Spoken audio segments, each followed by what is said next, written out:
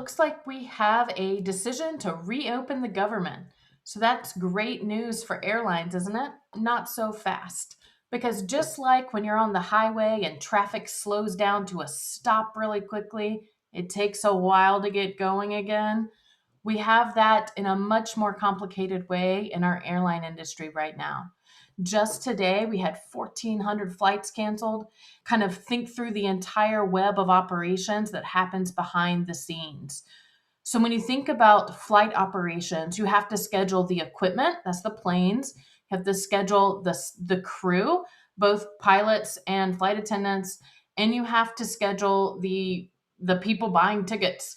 And so when flights are canceled and you have to rearrange all those parts of the puzzle, you now get into delays that last weeks beyond that initial disruption, trying to get all the parts in place. It also means fewer flights, fewer options to get you through layovers.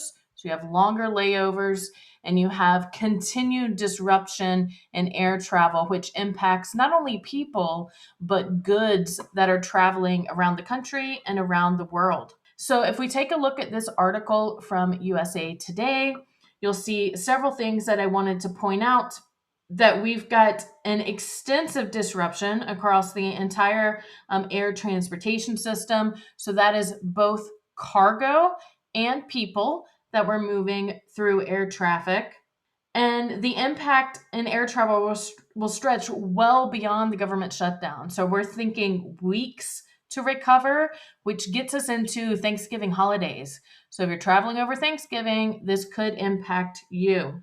And when we think about how do we get back into scheduling rather regular flights again, we have to know several things. The air traffic controllers were a big reason for the initial shutdown, and we're still short. So we were short air traffic controllers before the shutdown, but the shutdown has now amplified that problem even further.